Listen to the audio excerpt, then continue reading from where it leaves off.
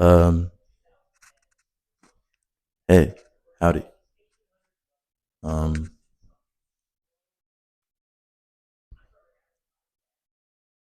you don't know me, but I know you.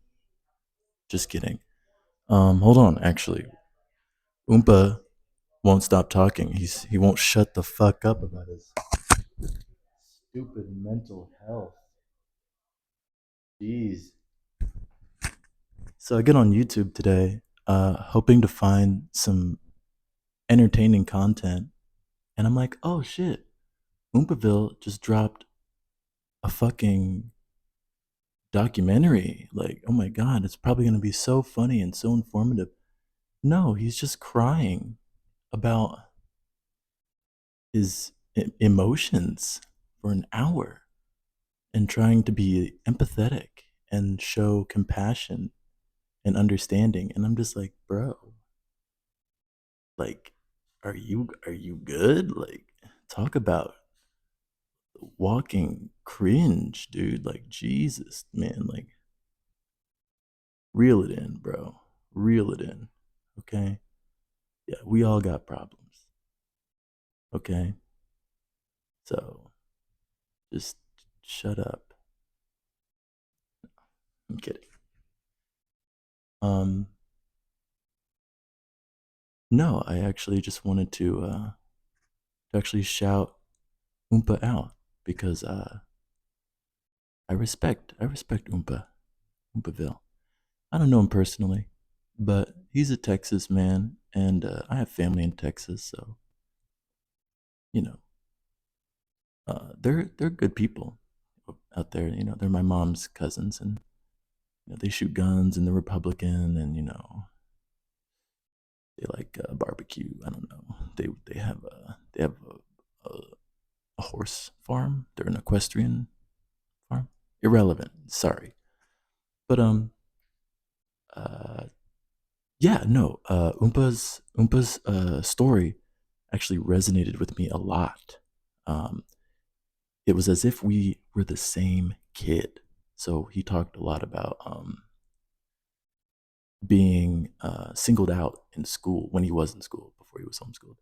About like being targeted by teachers, picked on by other children, because of his you know maladjusted childlike tendencies. Can definitely relate, obviously. So yeah, no, when he told me, or when he said in the video that he would be punished for essentially just being a child, like a weird child, I was like, damn, like this is hitting right now. You know what I mean? Like, especially the story he told about kids telling on him for being like bossy, like, or just being rude in general. Yeah, like kids definitely snitched on me just because, like, I didn't even have to do anything. Sometimes I would just be there, and they'd be like, "Hey, this guy is he's over here, and he's hurting us." And the teachers would come running, and they would snatch me up, and they'd be like, "Are you hurting these poor white children?" Oh God, no, please, no. And they'd be like, "We don't believe you. To the dungeon." And they throw me in the dungeon.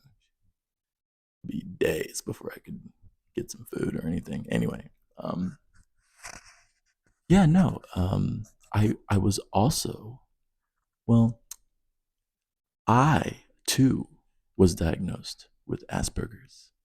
Um, but I was 25 years old when that happened. So I exhibited all of the like symptoms that you would associate with that as a child and as like a teenager and as an adult.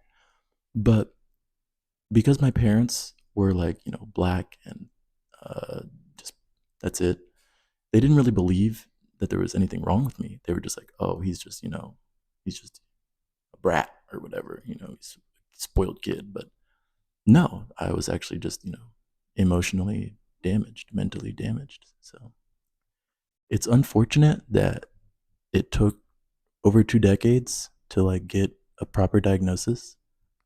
But I'm so thankful for my doctor for opening the door. You know what I mean? It was also the same doctor that helped me discover my BPD as well. So for a long time, everyone was like, "Oh, you just have bipolar disorder, like bipolar depression or whatever." And I was like, "Okay, that sounds right, But what's funny is that bipolar disorder is often, more often than you realize, misdiagnosed, and the patient probably has BPD, but because bipolar and BPD share so many symptoms, like it's a lot of symptoms. The What it really boils down to is bipolar patients, they experience what is called mania, right? So like the extreme highs and the extreme lows in like very short, rapid succession, like the up down, up down, up down. You know what I mean? That mania. That is a key symptom of bipolar depression only. So BPD, they don't necessarily experience the extremes in emotions in that sense. We do feel emotions at an extreme level, but it is like a constant stream. Like the best example I can give is just like the feeling of absolute emptiness, right? And I know it's like hard to fathom, like spatial, like emotional space, like inside your like cavity. But like just imagine having your lungs, your heart, your stomach, liver, gallbladder, all that just like scooped out of you, like, and you're just like hollow, and you just feel like a husk. That is what I experience that quite often, and it's a horrible, horrible feeling. And like when I was a kid, I wouldn't know how to articulate it. I would just think to myself, like, man, I feel so empty. But I was just like, that can't be a feeling, right? Emptiness is isn't it a verb, an adverb, empty, adverb. I don't fucking know, but it's definitely not like you know a noun, right? No, no. So um, I'm babbling.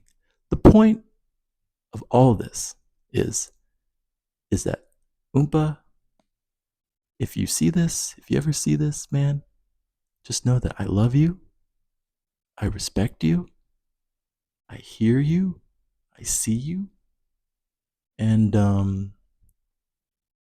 yeah, dude, thank you for sharing. You're a cool guy. Um, yo, dude, hook me up with some free candy. Your homeboy over here is like struggling. You know what I'm saying? It's been rough. My wife died. You know, it's been rough getting a job. I'm black. I'll give you a hood pass if you give me some fucking sour boys, dude. It's basically just like a fucking ID that lets you say the N word whenever you want. And oh yeah, and you can have a black side hoe for real. Like she's got a weave and long nails and everything. It's great. It's actually really great. She smells like cocoa butter all the time too. Anyway, um, just email me, hit me up.